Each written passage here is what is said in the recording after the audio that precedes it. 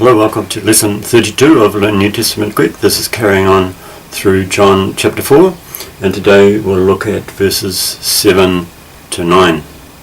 Verse 7, John chapter 4, Erktai gune ekte Samarias antelesai hudor, lege aute ho Jesus dos moi pen. So we carry on with the present tense, erktai, and the characteristic word order, verb first, subject second. Comes a woman, gune, word we've seen before, and of course in English we get words like gynecology. Often in the English words that come from these Greek words, this, which is really like a U, it's called upsilon in Greek, has become a Y in English, so we get gynecology. That's just for historical reasons. Ekte Samarias, from Samaria, antelesai. So this is a characteristic, imperfect, to draw water, to fetch water from the well, and the old-fashioned English word is draw water.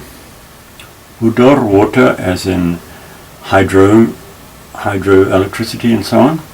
Hudor is a neuter noun, so the subject and object forms are the same. Here it's the object of the sentence, but it's unchanged. It doesn't take an ending, a characteristic ending that many masculine nouns take. This, being a neuter noun, remains unchanged. That's just a feature of the grammar, a little bit arbitrary really, but that's the way that the grammar works. Lege aute ho Jesus, again characteristic order, verb, pronoun, subject, and again it's in the present tense.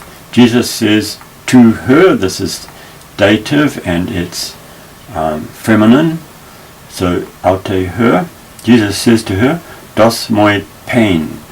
So dos is an irregular imperative aorist.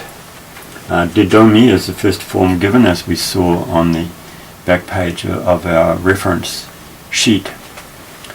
Notice that in translating into English we would have to add the word something, give me something to drink, but in Greek he just says give me to drink. This is a form of the infinitive, give me to drink.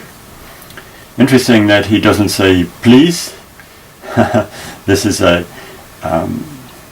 characteristic of English, to use this word, and it's become regarded as important to be polite in our terms, but in those days the word wasn't really used, and Jesus, especially as a rabbi, wouldn't need to beat about the bush at all. He could just request directly from the woman, give me something to drink. The fact that he's omitted the word please doesn't mean that he was being rude. It's quite the way that it would be done in this language and in this culture. Probably not speaking Greek to each other, probably speaking Aramaic or Hebrew, but it would have been the same there as well. Verse 8, Hoigar matheitai autu apeleluthesan esten polin hina trophas agorasosin. Now, again, this is a form of erkamai, but it's changed, and you can see that as we showed at the end of the last lesson, the different forms of erkamai, erkatai, eleluthesan. This is actually a pluperfect, which corresponds to English had. They had gone. And the up means like off or away. So that's a prefix here. They had gone away.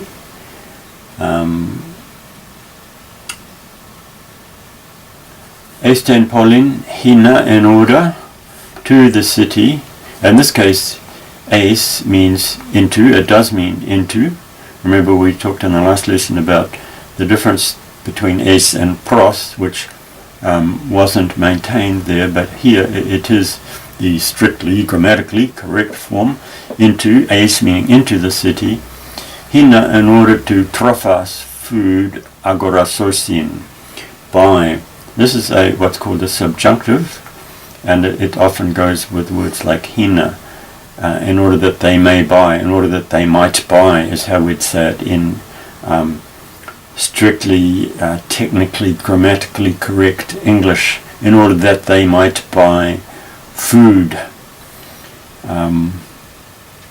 But we just say to buy food. To buy food.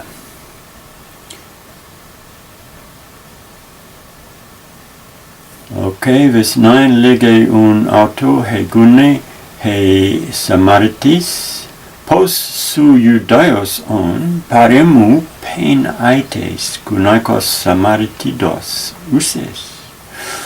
Ugar suchrontai Judaioi samaritais. So it says, and then also, so then she says to him, the woman, the Samaritan woman, Pos, how is it you, Judaios on, a Jew, being a Jew, par emu, from me, genitive going with the par, pain, to drink, aites, you ask, gunaikos samaritidos uses. So this again is genitive. Par emu, this is a genitive ending, par emu, and this is another genitive ending that goes with different words. So these are grammatically, these four words here are grammatically linked. From me, a woman, gunaikos. So notice the different ending that this word gune takes when you put other endings on it. And again to this ending here with Samaritan. So this, even though it's not a Greek word, here it is taking Greek endings. Remember we talked about Jacob and Joseph not changing their endings, but this word does. And uses. So these two words kind of go together. They're both participles, and this is, so they both mean being. They come from ami to ami, I am, and so it's the word am is be. In this case we would translate this one being. This is masculine singular, and this is feminine singular, and it's also genitive because it's following on here in the genitive case. But in English we probably wouldn't translate them. How is it that you, a Jew, we don't need to say being a Jew, we could, being a Jew, ask a drink from me, being a Samaritan woman. And then we have the explanation, probably inserted by John himself, for, and again this word always goes second, not, for they do not soon. So this is a form of soon. It's changed to a G here because of the following letter that follows it. So soon meaning with, chrontai meaning use. So they don't use together, Jews with Samaritans. So this is the other form of the ending of Samaritan. And so this could have two meanings. It could mean associate with, you don't associate with, or it could mean to use the same vessels for eating and drinking. And perhaps both meanings are in view here.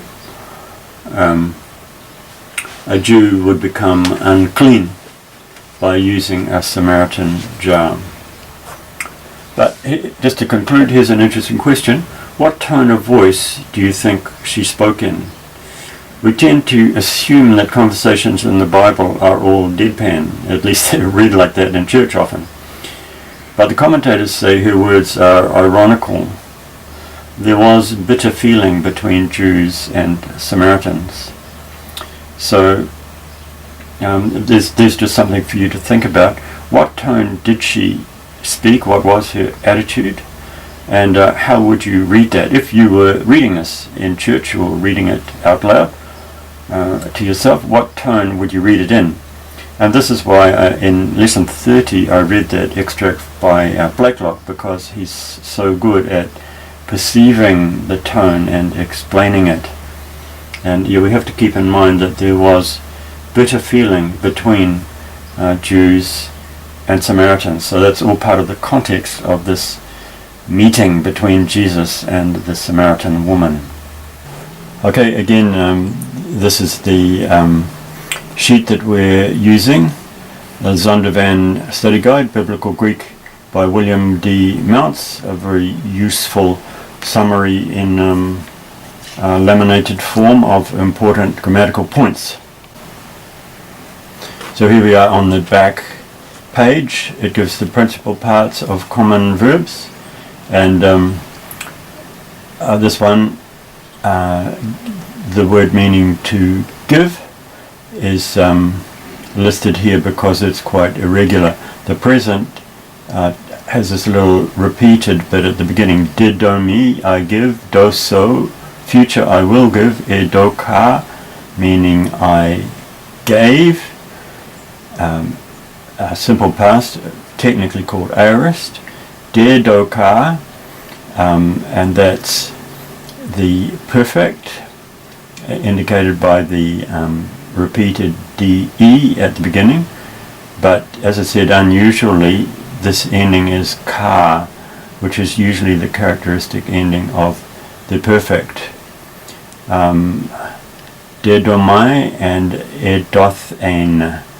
So that's the characteristic theta of the perfect. I was given. And also here when we're looking, this is erchomai, which occurs a few times in this passage. And again, you see that's a little bit irregular. The future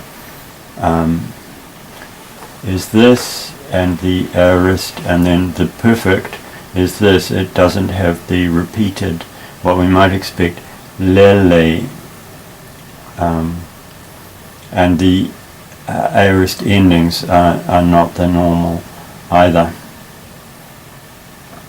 But there they are, usefully summarized there. And here down the bottom corner of this page there's a little bit more information about didomi, and it's headed athematic conjugation. That just means that it's not following the normal pattern. So here we have the present and the aorist. It's called a second aorist because the endings are unusual, like I said, with the K. And then here we have the perfect active and indicative, which is a little bit more regular with the repeated der and then the K here, which is, like I said, characteristic of the perfect.